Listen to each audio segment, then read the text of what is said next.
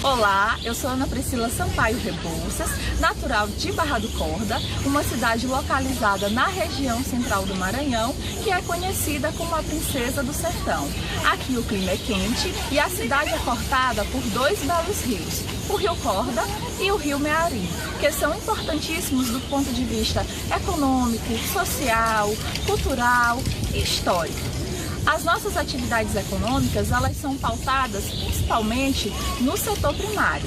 E a cultura é rica e bem diversificada.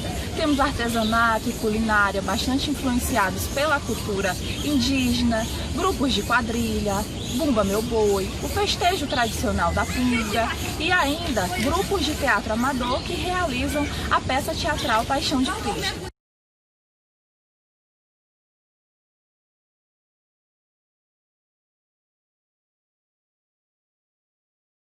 Aqui eu nasci, cresci, comecei a trabalhar muito cedo como professora de reforço escolar, me formei na Universidade Estadual do Maranhão, fiz licenciatura em Ciências com habilitação em Matemática e tive a oportunidade de ingressar na educação básica, sendo professora de uma escola pública rural. Olá! Me chamo Gabriela Dutra Rodrigues Conrado, gaúcha, natural de Caçapava do Sul, sou moradora e professora de Pelotas. Pelotas é uma cidade que fica no extremo sul do Rio Grande do Sul, conhecida pela sua tradição doceira e também pelo nome de Princesa do Sul, fica situada à beira da lagoa ou Laguna dos Patos. Maior sítio arquitetônico neoclássico do país, Pelotas viveu o auge no século XIX com a produção do charque. O charque é uma carne bovina que é salgada e dissecada ao sol, o que permitia naquela época a conservação por longos tempos sem o uso de refrigeração. Bem, toda essa economia foi movimentada pela mão de obra de escravizados, buscando fugir dessa situação que nós conhecemos bem, ou mesmo após a abolição, muitos dessas pessoas escravizadas foram ocupando regiões ao redor do município de Pelotas e deram origem a bairros, como é a história do bairro onde eu realizei o trabalho que eu vim contar para vocês hoje.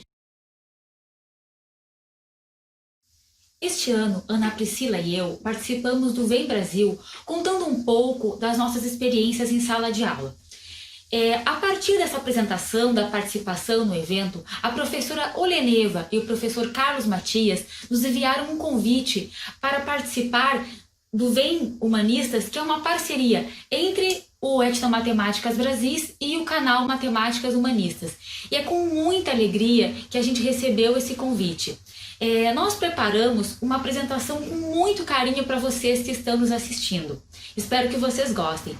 Eu preciso também destacar que, para mim, é uma grande responsabilidade estar dividindo esta apresentação com a professora Ana Priscila. Ela fez um trabalho muito inspirador lá no Maranhão e mostrou a beleza que a etnomatemática pode ter nas suas atuações e nas suas aplicações em aula.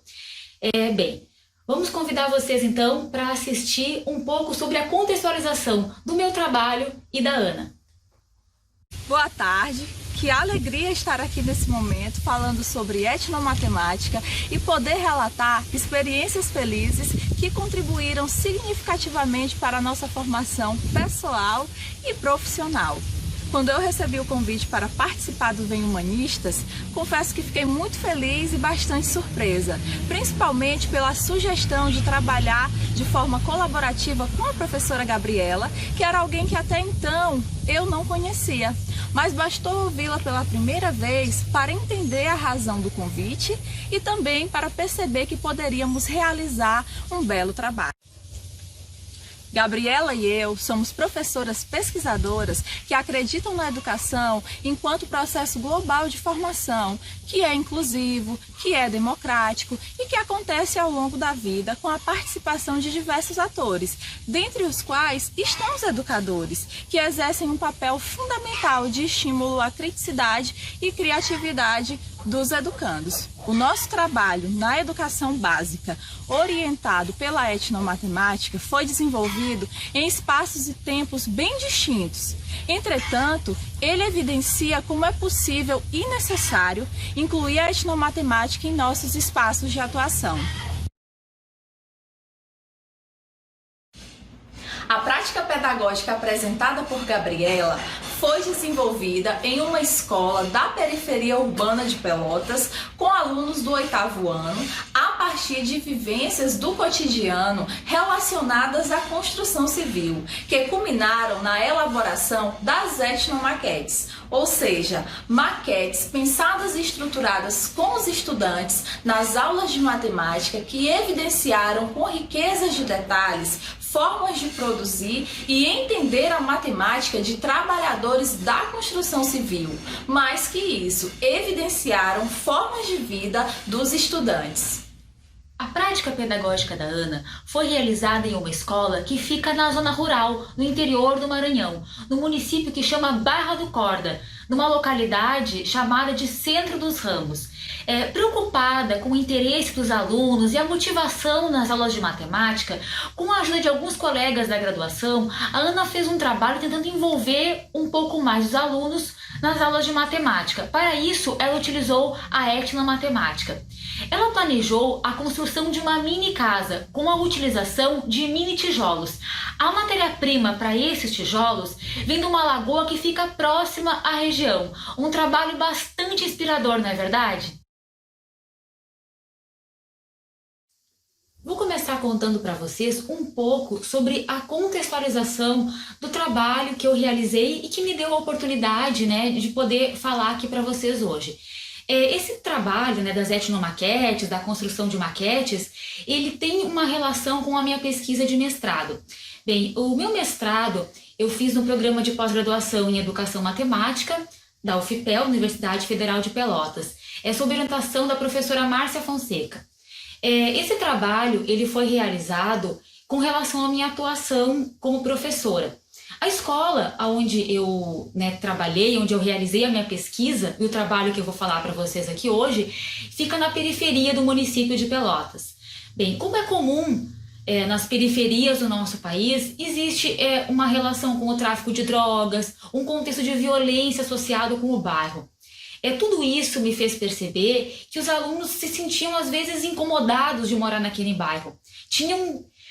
Posso falar que uma baixa autoestima em morar naquele lugar. Então tudo isso me fez querer investigar a relação dos meus alunos com o bairro onde eles moram. Bem, a minha pesquisa do mestrado eu fiz com alunos do 9º ano. E as leituras da etnomatemática, porque meu trabalho esteve vinculado com a etnomatemática, tentei me aproximar um pouco das produções do grupo do GIPENS, coordenada pela professora Gelsa Knijnik, que ela trabalha com a ideia de jogos de linguagem e do discurso. Bem, na minha pesquisa de mestrado, eu tentei problematizar então a relação dos alunos com o bairro onde eles vivem, trabalhando com a etnomatemática.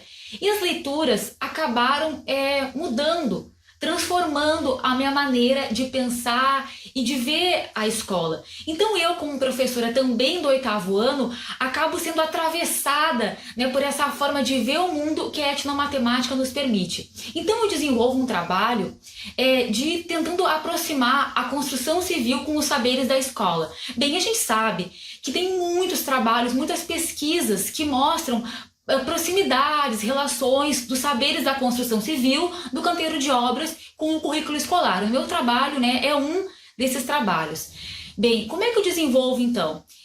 O trabalho que eu chamei carinhosamente de etnomaquetes, etno em referência à etnomatemática, os alunos têm que imaginar um terreno, projetar uma casa através de uma planta baixa, usando uma folha de papel quadriculado, trabalhando com escalas. Depois que os alunos constroem essa planta baixa em grupos, eles têm que calcular revestimento, enfim, todos aqueles saberes que eu consigo articular dentro da construção de uma casa, do planejamento da construção de uma casa. Bem, onde entra o etno, a questão social, o vínculo com a comunidade nesse meu trabalho. Muitos alunos meus têm familiares que trabalham na construção civil. Então, quando eu trago esse trabalho de aproximar a construção civil do currículo escolar, eu tento tornar visível, valorizar os saberes cotidianos deles, que são comuns, que estão presentes na conversa dentro de casa, quando eles também auxiliam os pais em algumas tarefas. Então, para eles, o mundo da construção civil é um mundo presente nas relações fora da escola. Então, quando eu trago isso para dentro da escola, eu procuro valorizar esses saberes escolares. Esse trabalho tem sido realizado, o trabalho que eu vou contar para vocês hoje, ele foi feito em 2017 e 2018 com alunos do 8º ano. Pedagogicamente, eu tento trabalhar com uma ideia de diversidade de formas de pensar, diferentes racionalidades. Então, por exemplo, quando eu vou discutir com os alunos na sala de aula ou procurar saber, por exemplo, sobre cimento, quando eles me trazem o relato do cimento a partir do ponto de vista dos pedreiros, do mestre de obras, do servente, qual que é o objetivo do pedreiro, qual é o conhecimento do pedreiro sobre o cimento? Ele quer que o cimento fique bom para poder assentar um tijolo, para poder rebocar uma parede, enfim. Então, existe uma racionalidade que ela tem uma relação com a prática, com o objetivo daquele conhecimento. O pedreiro, um cimento bom é um cimento que cumpre a sua função. Quando eu vou discutir de acordo com a racionalidade do currículo escolar, o cimento, trabalhar com o cimento com os alunos, ou trazer um exercício, vai trabalhar com uma questão de proporcionalidade. Então, para mim, enquanto professora, não tem um contexto, até porque eu não sei fazer cimento, de poder fazer um cimento bom. Nunca fiz um cimento na minha vida. Então, quando eu trago essa ideia de trabalhar com a construção civil sobre a ótica do currículo escolar, eu estou trabalhando sobre outras regras, outro jogo de linguagem, que tem a ver, por exemplo, com o pensamento proporcional, com desenvolver o pensamento proporcional com os alunos. Então, o que eu faço pedagogicamente na minha sala de aula é tentar trabalhar com o que eu tenho chamado de transição de jogos de linguagem. Eu pergunto para os alunos, vamos discutir, entender como é que funciona o cimento. Então, eu pergunto, como é que o pai de vocês, o que vocês sabem sobre cimento? Então, eles me dizem o que eles sabem. Bem, vamos tentar trabalhar agora a partir de uma proporção de cimento. Então, a maneira como funcionam esses saberes é diferente. Então, eu tento trabalhar mostrando para eles, valorizando os saberes que eles têm e mostrando outras formas de aplicação, para que eles possam ampliar os jogos de linguagem e ampliar os conhecimentos que eles têm.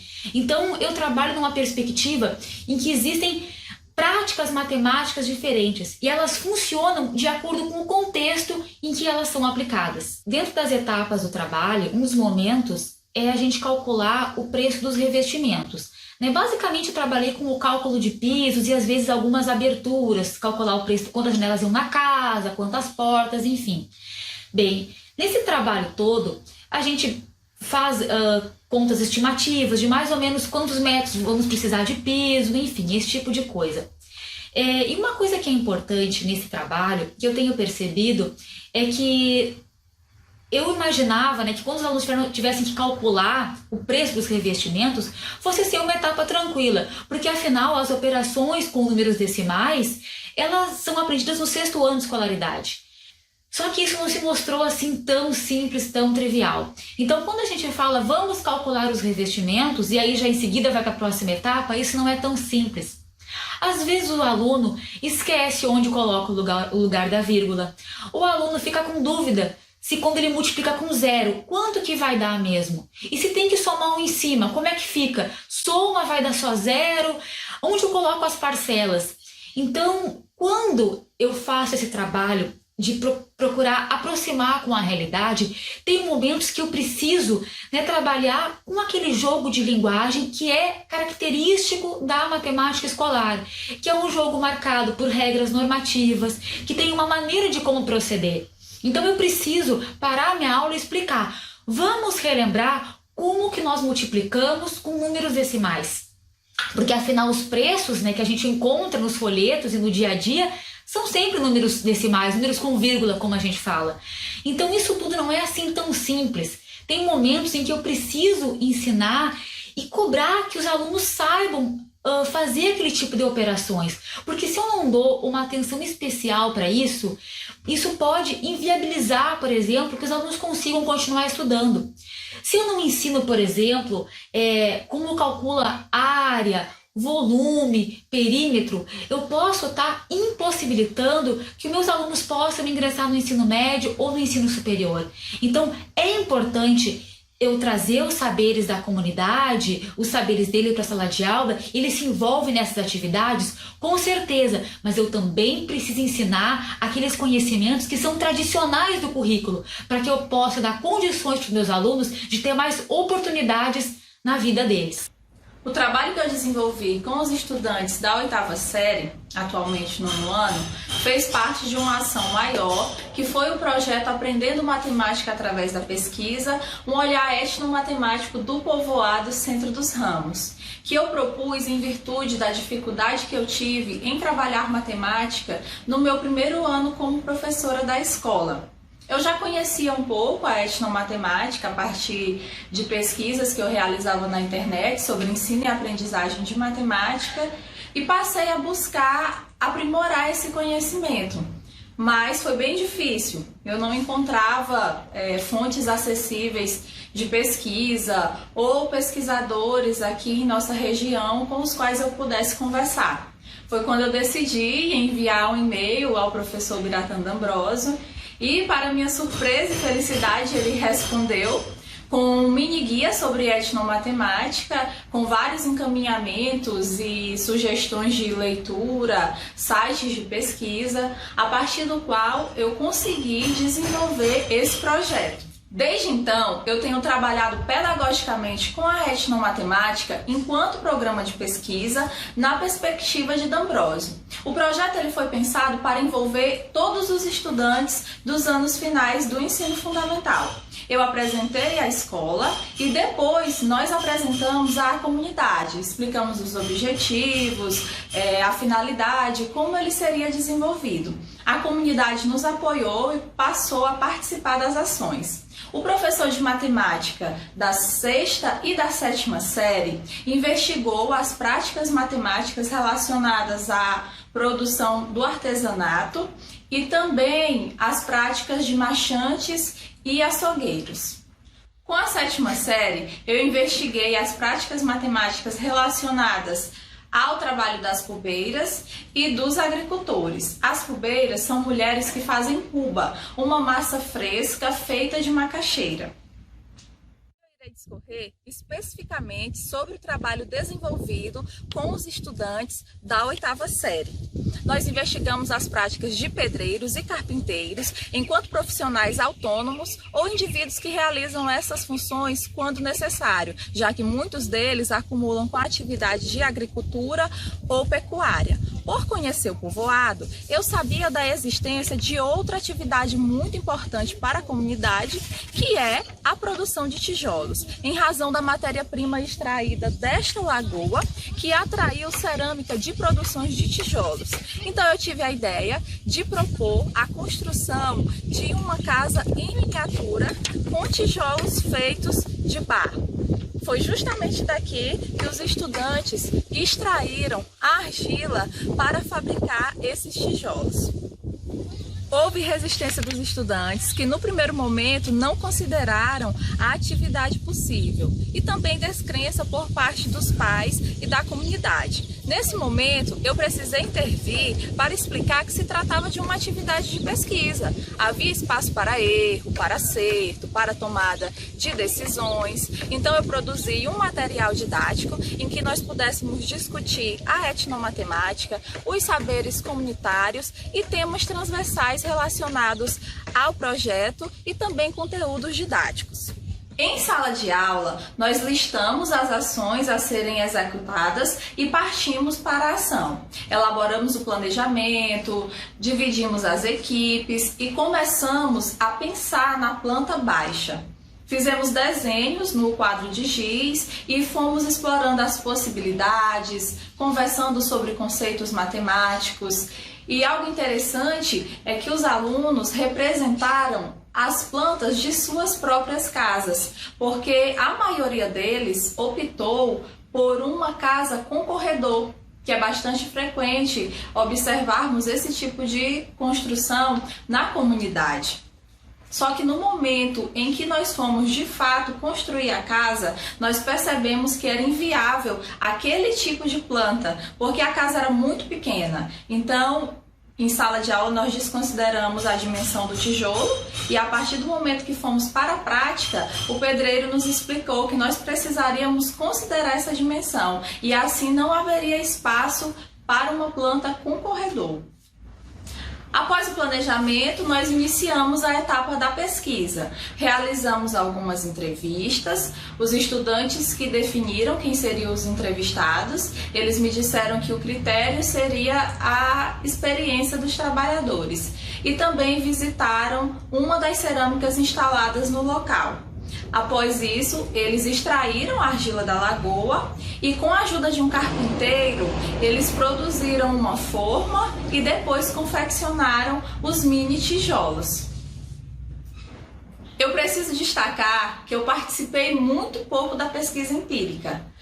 Não estive presente em todas as entrevistas. No momento da construção da casa, eu participei do primeiro momento em que um pedreiro nos ajudou a desenhar a planta e explicou como uma casa de fato era construída. Por que eu não pude participar intensamente desse momento? Eu não morava no povoado. Eu ia à escola apenas no período noturno para ministrar as aulas e me comprometi em acompanhar a pesquisa aos fins de semana. Mas o que aconteceu? Após iniciarmos essa pesquisa empírica, eles não me aguardavam. Eu dei os primeiros encaminhamentos e eles passaram a realizar as ações sozinhos. Então, quando nós começamos a casa, eles escolheram a casa de um dos estudantes para deixar a construção e nas suas folgas eles iam lá e continuavam essa construção. A Gabriela nos falou que um aprendizado importante em seu projeto foi sobre o cimento, que em sala de aula ela considerava um conceito e no momento da prática ela percebeu outros discursos em relação ao cimento. Isso também aconteceu comigo. Um dia em sala de aula, eles chegaram e disseram: professora, não deu certo, a casa caiu.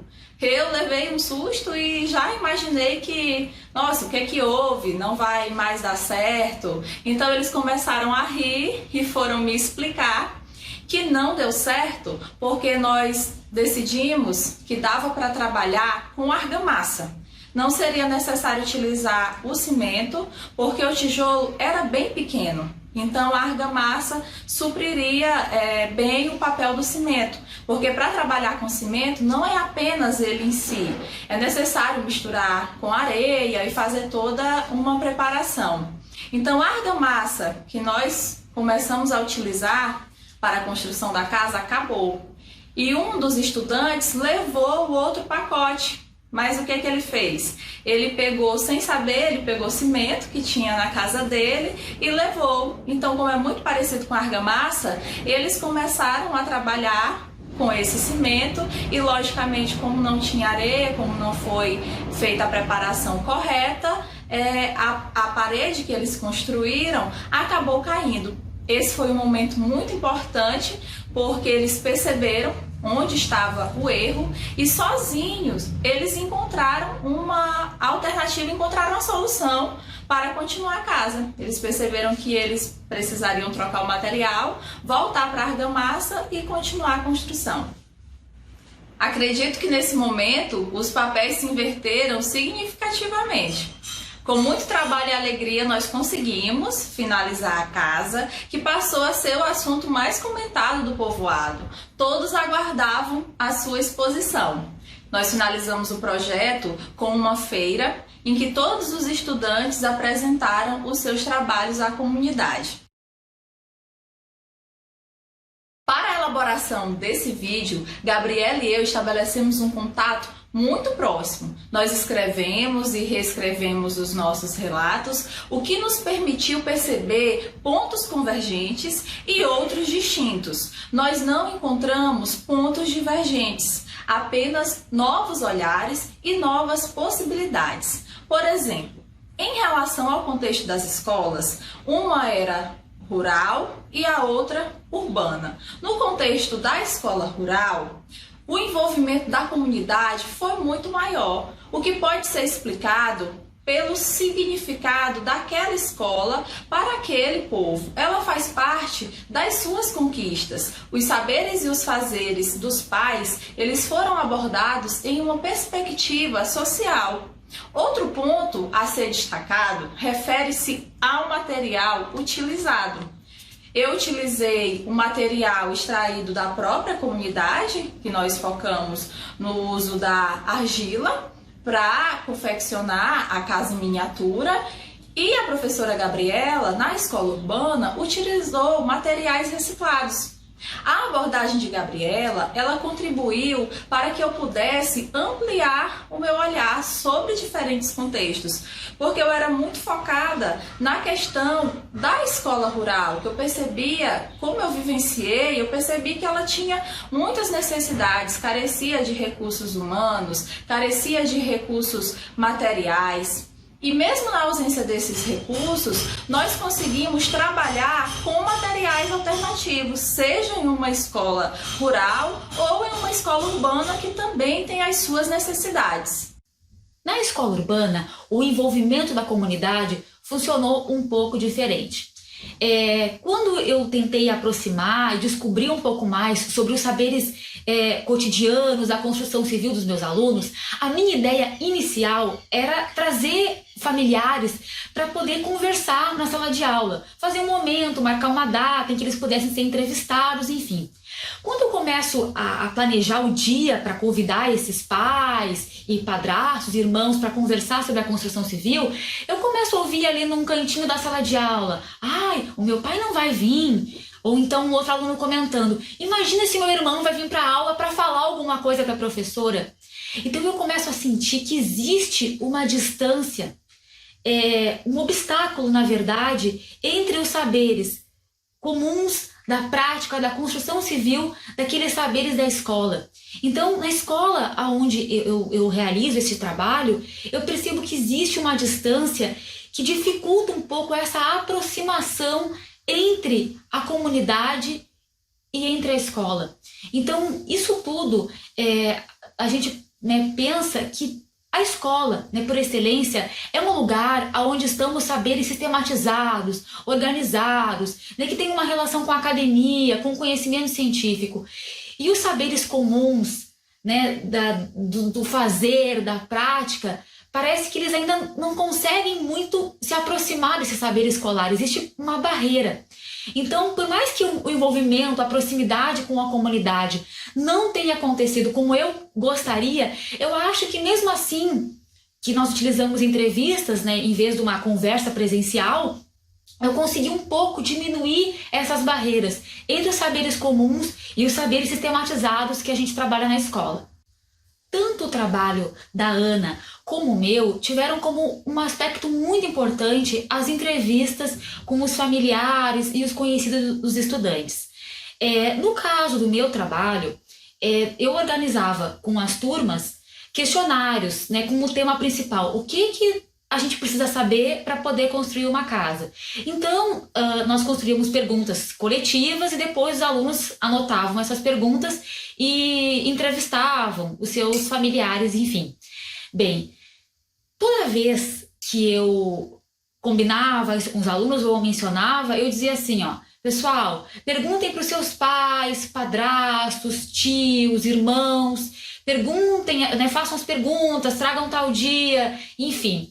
E um dia na sala de aula, um aluno meu levanta a mão e pergunta: professora, eu posso fazer essas perguntas aqui para a namorada da minha mãe? E eu, obviamente, concordei, disse sim, pode perguntar. Mas aquilo me trouxe um choque, porque com as leituras da etnomatemática, a gente aprende um pouco a questionar as estruturas da nossa sociedade. Né? Nós vivemos numa sociedade que ela é heteronormativa, é uma sociedade machista. Então, se a gente não problematiza, a gente acaba reproduzindo essas relações. E foi o que aconteceu comigo. Né? Eu, em nenhum momento, eu pensei que as mulheres poderiam estar inseridas nesses saberes.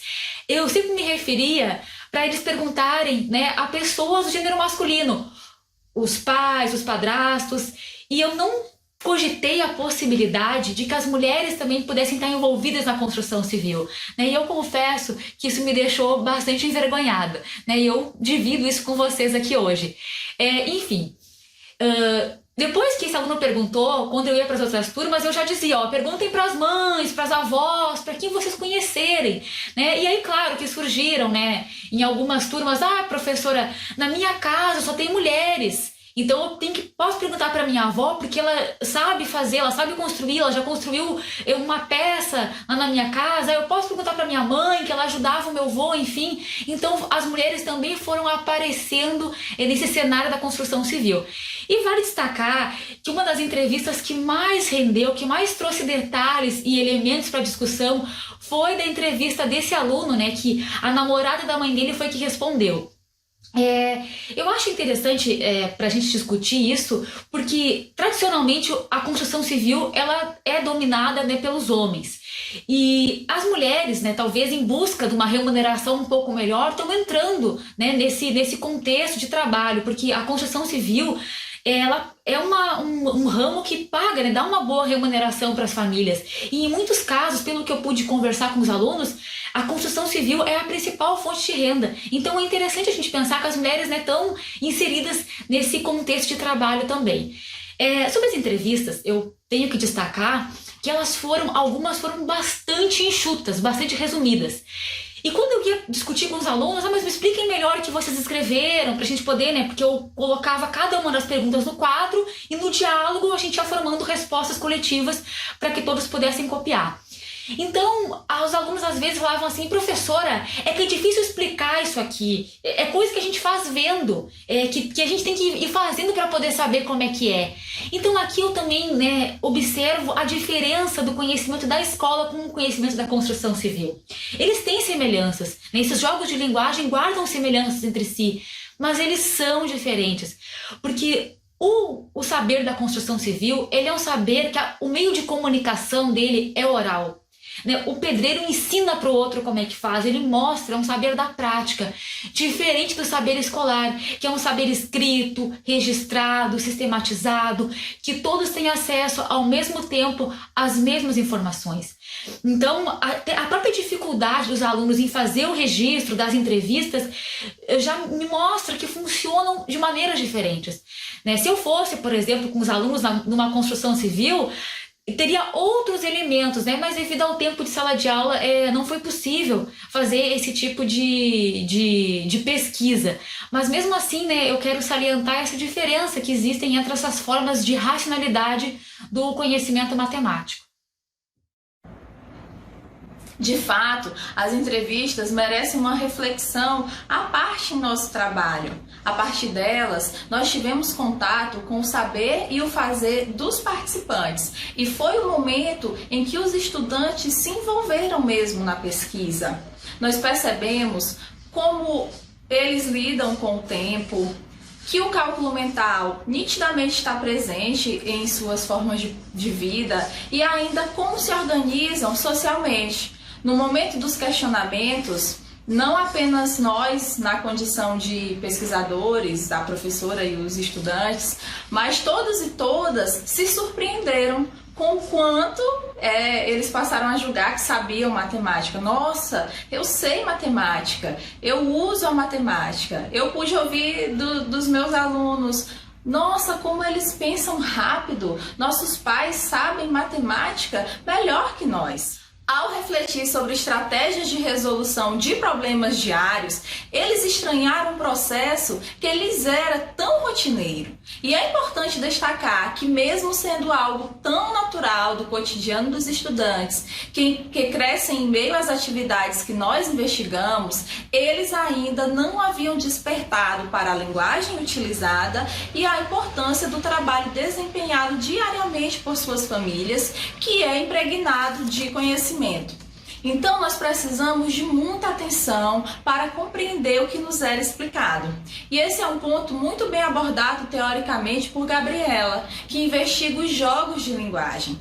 Palavras como baldrame, prumo e expressões como deixar a casa no esquadro nos foram estranhas. E eu penso que podem não ser compreendidas por quem está nos assistindo agora, mas elas expressam um conhecimento da ação, que é fundamental para a sobrevivência desses grupos culturais. Uma coisa que, conversando com a Ana, nós percebemos que nossos trabalhos têm em comum é o desafio com relação aos telhados. É muito curioso que ela lá no Maranhão e eu aqui no Rio Grande do Sul tivemos o mesmo desafio em sala de aula, a construção dos telhados. Para os alunos, planejar o telhado de uma maneira que ele fique estruturado foi uma prática desafiadora. Então, tanto ela quanto eu, tivemos que fazer algumas concessões. No meu caso, algumas das maquetes foram construídas quiosques e outras foram através da planta baixa das casas mesmo, dependia da proposta que eu estava realizando com a turma. Quando eu fiz o trabalho com os quiosques, a base dele era hexagonal. Então, na hora de construir o telhado, bastava fazer 6 triângulos que ficava mais fácil eles irem se encaixando. Nas casas, isso foi um pouco mais complexo. Então, eu vinha trabalhando com uma ideia de proporção exata, da planta com a construção civil, enfim, com a etnomaquete. Quando chegou no telhado, em função de envolver conhecimentos da geometria espacial, eu tive que fazer concessões e deixar que eles fizessem sem tanto esse rigor da proporcionalidade, enfim. Esses elementos todos de desafio nos fizeram pensar que talvez a dificuldade dos alunos em pensar o telhado pode ser que eles não estejam trabalhando tanto com questões, com o pensamento espacial, porque realmente foi bastante desafiador a construção dos telhados, tanto no trabalho dela quanto no meu. Gabriela é muito assertiva em suas considerações a respeito do telhado. Não foi possível desenvolver os conceitos necessários à realização de uma atividade prática. Assim, nós apenas dialogamos sobre a estrutura e tentamos representar as ripas, os caibros, a travessa. Mas a parte mais interessante é que essa impossibilidade culminou em uma avaliação bastante positiva, pois os estudantes consideraram que poderiam retomar o projeto a partir da construção do telhado, confeccionar móveis para essa casa e também instalar um circuito elétrico, o que seria perfeitamente possível se realizássemos um trabalho integrado e colaborativo com o professor de ciências. O meu trabalho, ele buscou se aproximar das produções da professora Gelsia Kniznik, da Fernanda Vanderer. Então, eu trabalho com a ideia de práticas matemáticas diferentes. Para mim, eu procuro ter muito clara a noção de que existem determinados discursos hegemônicos na área da educação matemática. E é muito importante a gente trazer na nossa prática momentos em que a gente possa tornar visíveis aqueles sujeitos que são marginalizados e minoritários na nossa sociedade. Então, trazer esse tipo de elemento contribui para que a gente possa formar estudantes que se sintam mais acolhidos na escola, que seus saberes, a construção, aquilo que eles trazem para nós, seja valorizado, seja discutido. Então, quando eu pergunto para eles, o que vocês sabem sobre a construção civil? Vamos escrever no quadro, vamos discutir. Eu entendo que eu valorizo de alguma maneira, e legitimo os saberes deles. Porque ficou bem claro, no meu trabalho que existe uma assimetria de saberes. Para eles, aquela ideia de que o que está na escola é o que importa, o que está no currículo é o que importa, é muito forte. Muitas vezes, nesse trabalho das etnomaquetes, eles perguntavam assim, professora, quando que vai ter aula de matemática de verdade? Porque para eles, a aula de matemática de verdade é aquela, né, que eu passo um conceito, exemplos e agora vamos fazer exercícios. Então, quando eu trago essa ideia de perguntar sobre os saberes deles, fazer coisas diferentes, eles se sentem, se sentem desacomodados. Isso é importante porque produz transformações na sala de aula. Então, particularmente da minha experiência, funciona muito bem essa ideia de fazer uma transição entre os saberes que eles trazem do cotidiano, das famílias deles, e aqueles saberes que estão no currículo escolar e que eu tenho que ensinar também. Bem, para encerrar, vamos falar um pouco das principais contribuições que eu e a Ana temos notado no trabalho com etnomatemática em sala de aula.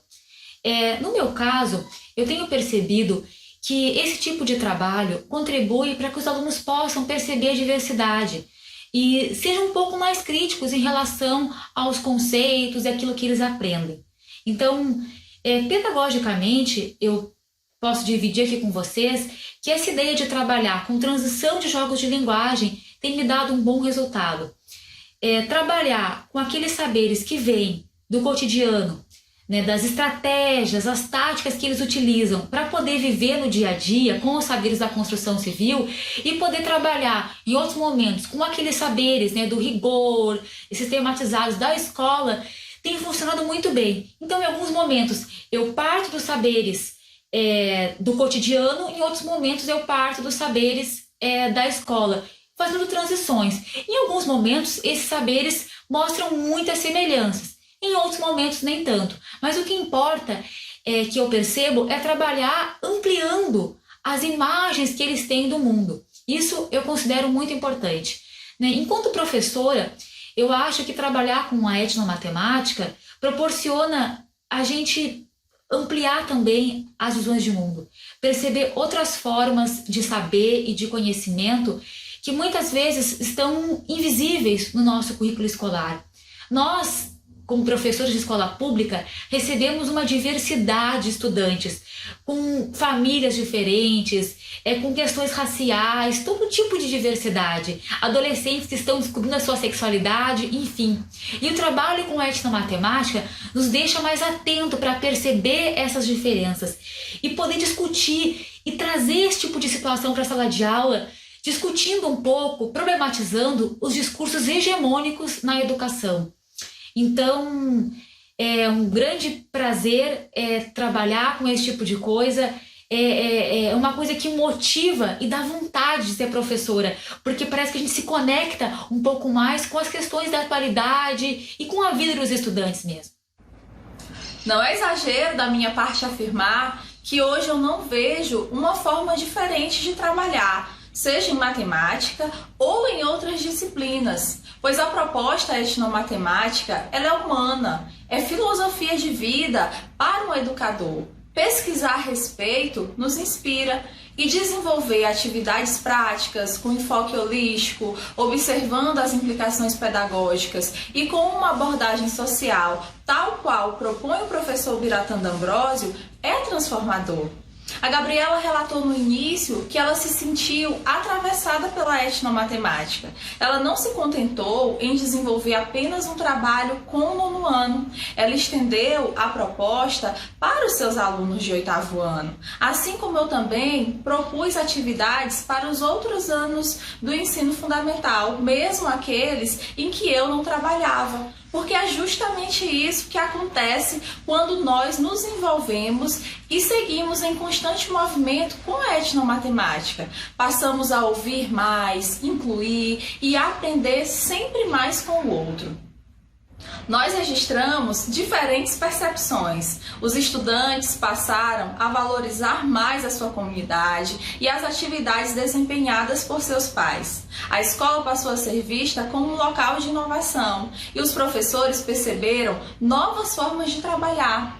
A etnomatemática, ela nos permite olhar com outras lentes para aquilo que nos é rotineiro. Nos permite também perceber como a nossa presença no mundo é valorosa e que em constante interação nós somos transformados e contribuímos para a transformação de outras pessoas e processos sociais. Dialogar com Gabriela me fez compreender melhor como as dimensões propostas por D'Ambrosio estão relacionadas. E, além disso, perceber como é a etnomatemática de fato, intensamente colaborativa. Eu agradeço ao Leneva e ao Carlos Matias pelo convite e pela proposição deste evento, que está aproximando professores, pesquisadores e interessados em etnomatemática. Me senti lisonjeada em trabalhar com a professora Gabriela, que desenvolveu um trabalho muito cuidadoso e criterioso com os seus estudantes. Parabéns, Gabriela! Agradeço também ao professor Ubiratã D'Ambrosio, que nos inspira a sermos professoras pesquisadoras criativas, e à Universidade Estadual do Maranhão, na pessoa da minha orientadora, a professora doutora Nádia Fonseca, que me permite continuar as investigações sobre etnomatemática, agora com foco na formação de professores, e meu agradecimento muito especial à comunidade de Centro dos Ramos, que sempre me recebe de braços abertos e me deixa sempre também surpresa com a sua diversidade e com tanta sabedoria. Foi um prazer estar aqui hoje com vocês. Meu muito obrigada.